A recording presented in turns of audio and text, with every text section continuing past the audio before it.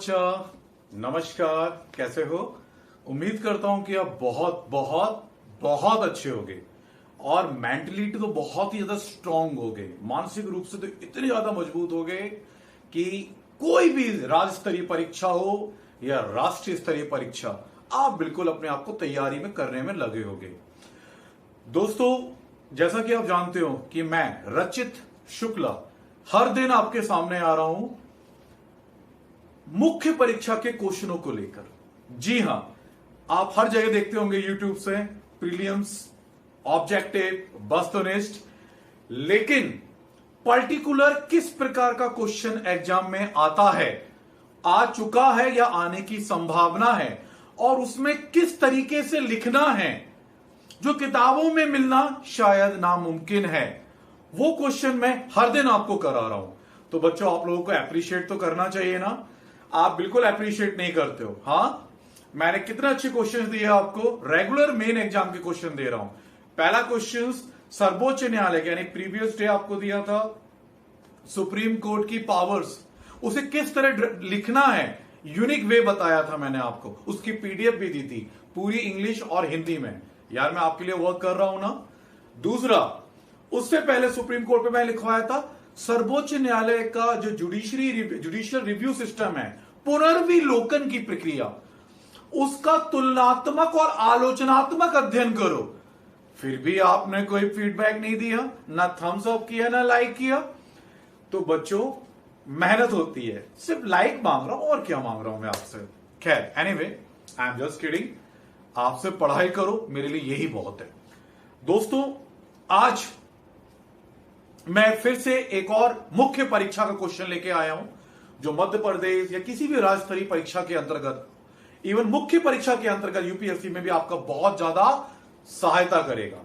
मेरा आज का क्वेश्चन है जो मैं डिस्कस करूंगा आपसे, अनुच्छेद 105 या हमारे भारतीय संविधान आर्टिकल नंबर 105, कॉन्स्टिट्यूशन का आर्टिकल नंबर 105 दिमाग में लिख लो।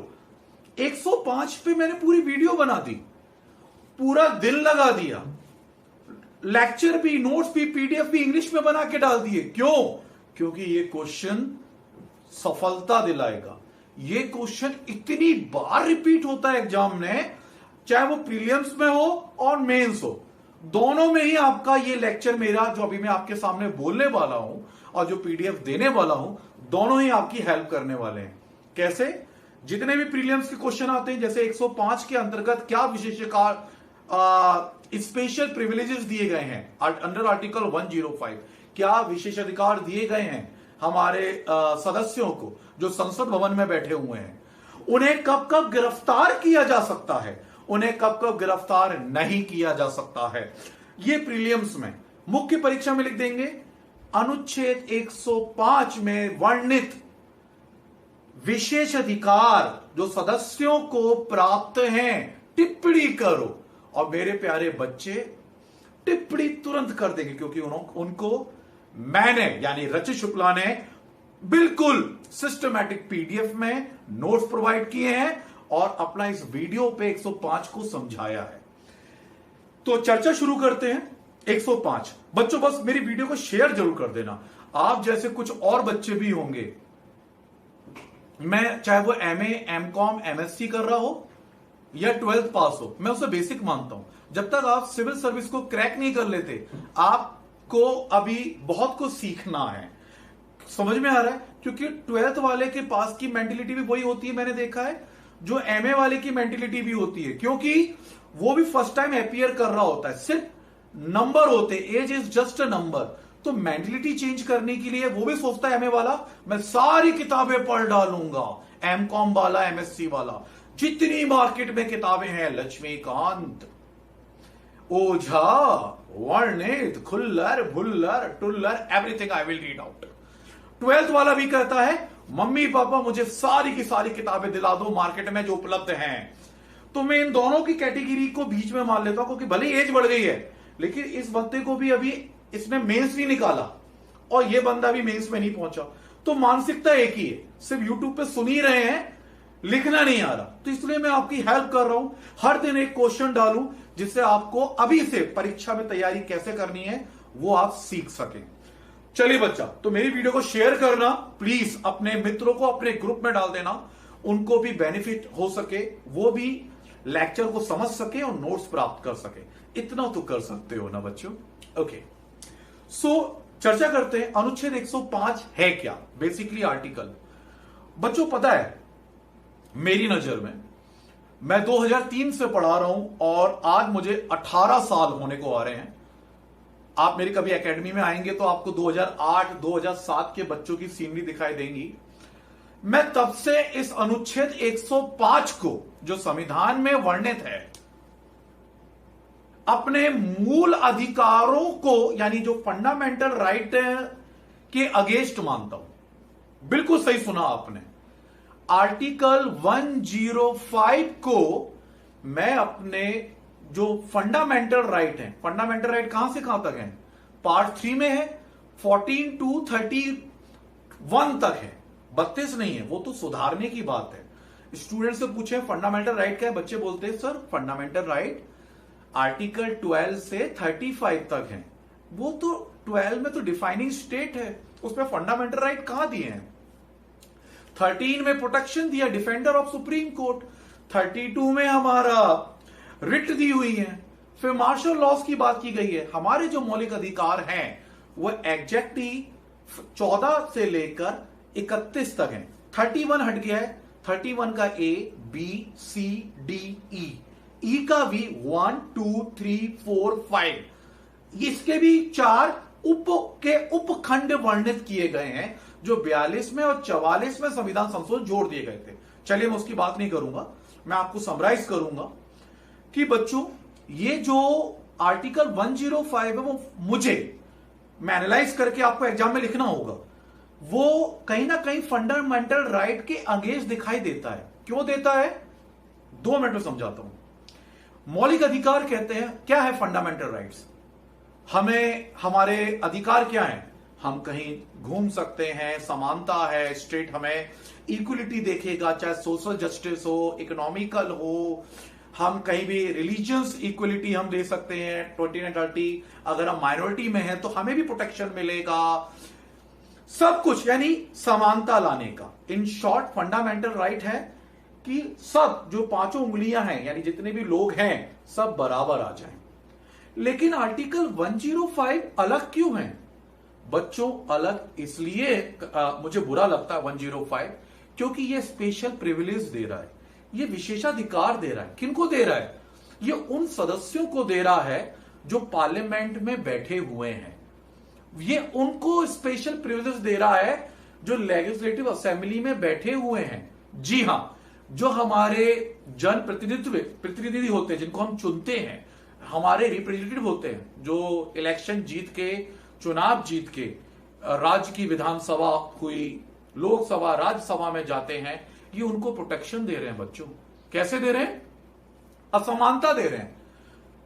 पार्लियामेंट चल रहा है, सेशन चल रहा है, असेंबली चल रही है, सेशन सत्र चल रहा है, बैठक चल रही है, देखते हो ना, टीवी में बैठे होते हैं, बैठक चल रही है।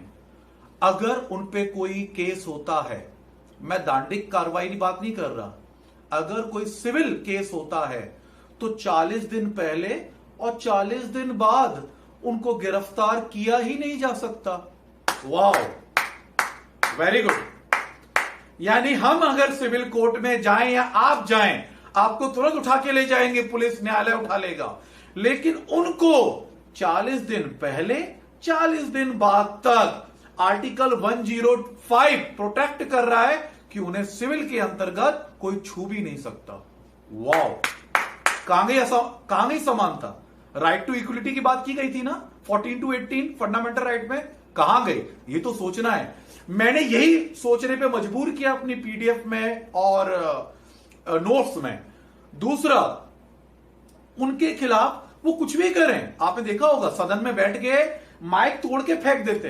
अभी मैंने देखा बिहार विधानसभा के अंतर्गत एक ने तो बेल्ट उठा के मार दिया, कांग्रेस के प्रतिनिधि ने बीजेपी के सांसद को बेल्ट से पीट दिया सदन में, लेकिन उसके खिलाफ बाहर में कोर्ट के द्वारा कोई भी स्टेप नहीं ली जाएगी, क्योंकि वो तो 105 के अंतर्गत आते हैं। क्योंकि वो तो अलग हैं। तो दोस्तों, छोटा पर महत्वपूर्ण डिस्कशन समझाया। यही है 105 के स्पेशल प्रिविलेजेस, विशेषाधिकार, जो शायद हमारी और आपकी नजरों में अब मौलिक अधिकारों को काफी दूर कर देते हैं हमारे संविधान की दृष्टि से।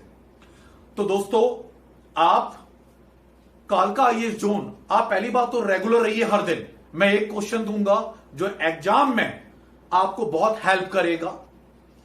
आप नोट्स लें, कालका आईएएस जोन का टेलीग्राम है। आप मुझे जो अगर कोई आपको प्रॉब्लम है, आपको नोट्स लेना है, 7400501501 पर व्हाट्सएप कर दो तो ऑटोमेटिक एक मैसेज आएगा, उसे लिंक चले जाओगे तो अभी जो मैंने पढ़ाया है, समझाया है, ब्रीफ समरी, उसका डिटेल में पीडीएफ आपको मिल जाएगी। आपको क्या करना है, 7400501501 पे व्हाट्सएप कर दो तो आपको लिंक मिल जाएगा। नहीं तो यूट्यूब के नीचे देखो, डिस्क्रिप्शन में भी लिंक है, आप डायरेक्ट जुड़ जाओ। मैं पीडीएफ वहां पे इंग्लिश और हिंदी दोनों की मिल जाएगी। तीसरी बात बच्चों, कि अगर आप हमसे जुड़ना चाहते हैं परमानेंटली, तो हर दिन सारे क्वेश्चन मैं कैसे दे सकता हूं, हम भी पढ़ाते हैं, ऑब्वियसली बात है। तो आप मुझसे उसके बारे में कंसल्ट कर सकते हो कि सर हम ऑनलाइन पढ़ना चाहते हैं, क्योंकि हमारा ऑनलाइन बैच भी ऑफलाइन जैसा होता है और लाखों रुपए खर्च नहीं करते पड़ते। हम ऑनलाइन में तो घर पहुंच जाते हैं अगर बच्चा सो रहा होता है ऑनलाइन। तो अगर आप ऑनलाइन बैच ज्वाइन करना चाहते हैं घर बैठे सुरक्षित रह के, तो आप वो भी ज्वाइन कर सकते हैं। और 2-3 महीने बाद लॉकडाउन आफ्टर हमारा ऑफलाइन भी शुरू हो जाएगा। सिर्फ आप टेस्ट सीरीज ज्वाइन करना चाहते हैं वो भी कर सकते हैं। आप सिर्फ नोट्स लेना चाहते हैं, अगर आपको पीडीएफ बहुत अच्छी लग रही है, खट्टा एकदम चाहिए, सर मुझे सब दे दो, वो भी कर सकते हैं।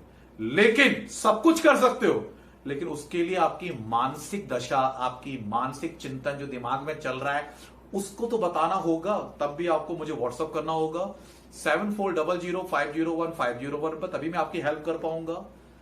और आखिरी चीज, हर दिन लेक्चर आएगा, आप प्लीज लीजिए। बहुत इंपॉर्टेंट चीज डिस्कस कर रहा हूं, नोट्स मेरे बहुत अच्छे लेवल के आप खुद देख रहे होंगे जो पढ़ रहे हैं। रेगुलरिटी जरूरी है। और अगर आप एमपीपीएससी दे रहे हैं तो लगातार 2 एग्जाम है इस बार, नवंबर 2020 का और 2021 का। ये किसी भी कीमत पे चूकने नहीं चाहिए, वरना जिंदगी चूक जाएगी, सिविल सर्विस का ड्रीम चूक जाएगा। ये बहुत अच्छी अपॉर्चुनिटी है। आप घर में हैं, अक्टूबर नवंबर में प्रीलिम्स हो जाएगा जो अभी रुका हुआ 2020 का, और 21 का भी होगा अगले साल जनवरी फरवरी प्रीलिम्स।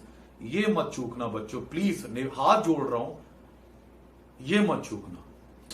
तो रेगुलरिटी, कल भी मिलता हूं एक बहुत अच्छे आर्टिकल के साथ आपके साथ में, और सिस्टमेटिक हम मेंस एग्जाम के पढ़ते चलेंगे।